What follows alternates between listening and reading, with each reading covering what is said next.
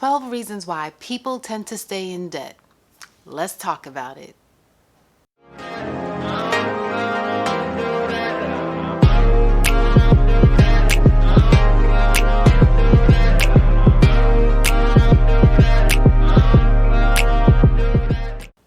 If we've never met before, I am Monique Vassell, and here on this channel, I empower individuals like you on how to acquire financial health, as well as give out tools and tips on living the lifestyle in which you desire.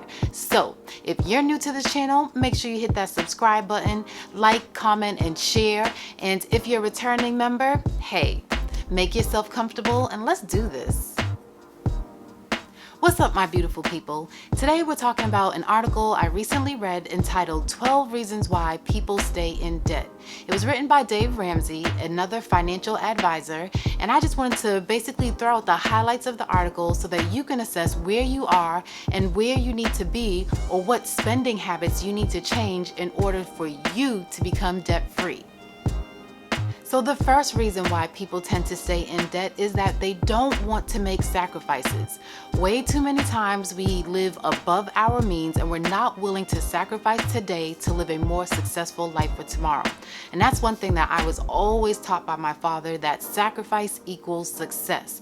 And so sometimes you have to ask yourself, what can you sacrifice today so that tomorrow looks a little bit brighter? Something to think about. Reason number 2 is keeping up with appearances. Now, we've all heard of the Joneses, right? Where we try to keep up with them. But what you don't realize is that the Joneses is underwater with their mortgage, and that they've leased their BMW, and they have a whole lot of other drama going on, financial drama going on within their household. And so it serves us no purpose to compare ourselves with the Joneses and try to keep up with different appearances, especially in this day and age of social media, where we're trying to impress people that we really don't care for and they don't really care for us. So I say, keep your money in your pocket and stop trying to live the life that you can't afford. Reason number 3 is that we are addicted to stuff as a society. We pull out credit card upon credit card just to buy the brightest, shiniest, and newest thing. In order for us to get out of debt, we have to stop getting accustomed to paying the minimum payments and just pay off our debt in full. Dave Ramsey goes on to say that reason number 4 why people stay into debt is because they have lost hope.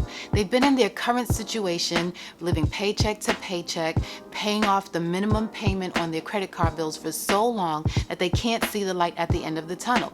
But I'm here today to say that there is a light at the end of the tunnel. However, you have to search for a little bit of guidance. A great way to do that is to get a financial advisor or a financial coach to help you out of your situation, because it does boil down to bad spending habits.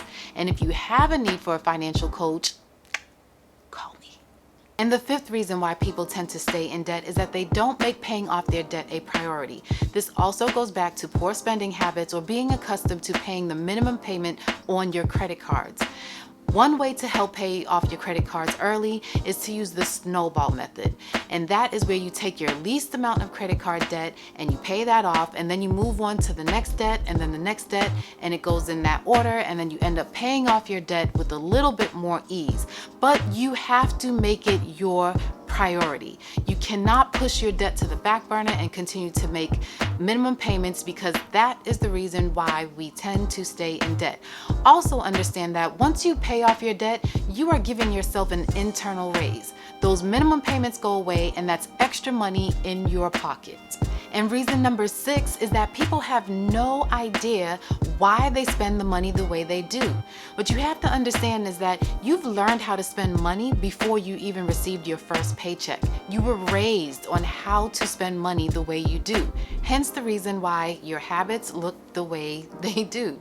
So in order to get out of debt, you have to change those habits that you picked up before you even knew what money was. And that's why I continuously repeat myself in saying that it is important for us to teach our children the right way to spend money, the right way to save, the right way to plan and have a budget. And the next reason is that, child, they lied. They lied to us. Society lied to us. They said, girl, go buy them red bottom shoes on credit. Go buy that car on credit. Go buy that house that you can't afford. And this is where they told us all lies, that credit and debt was great. Now, don't get me wrong, because there is good debt and then there's bad debt. Good debt is where you are putting your money, investing into an asset that then generates income. But that bad debt is when you're putting things on a credit card that you technically can't even afford. No, it's not okay to just accumulate credit cards. It shouldn't be okay, because then you find yourself in this predicament in which you're trying to dig yourself out of.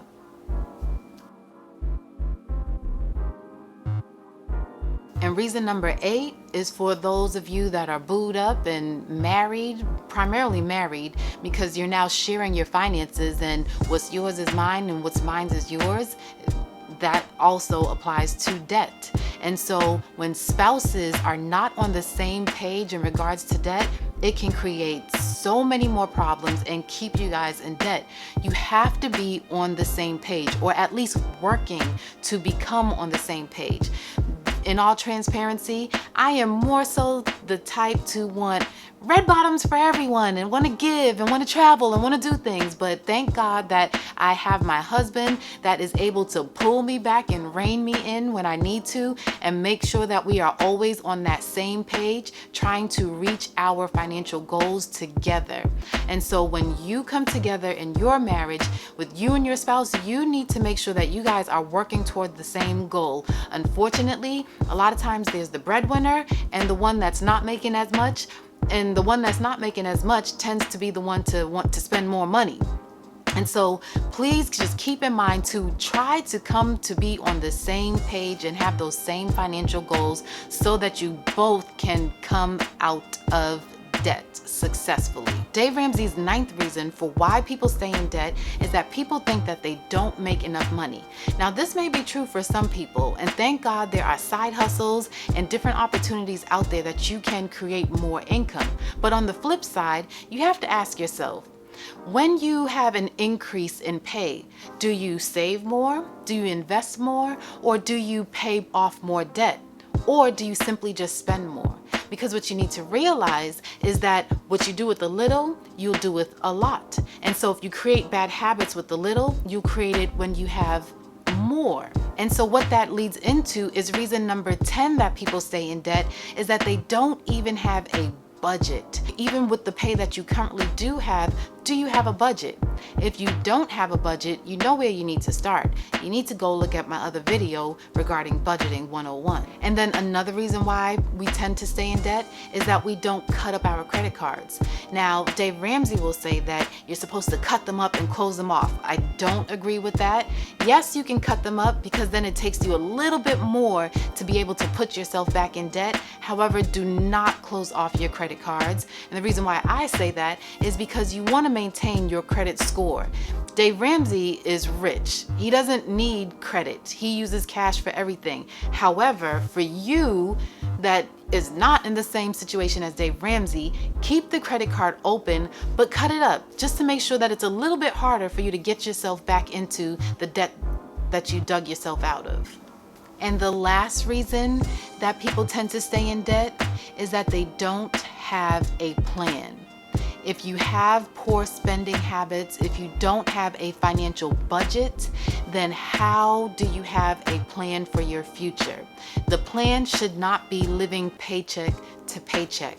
And with that, I hope you've been able to pull away maybe some things that kind of hit home with you, and just reassess on how you're spending your money and what kind of habits that you have picked up throughout the years, and things that you can possibly change to gain your financial success. As I said earlier, there is light at the end of the debt tunnel. However, it will take some sacrifice, discipline, and consistency.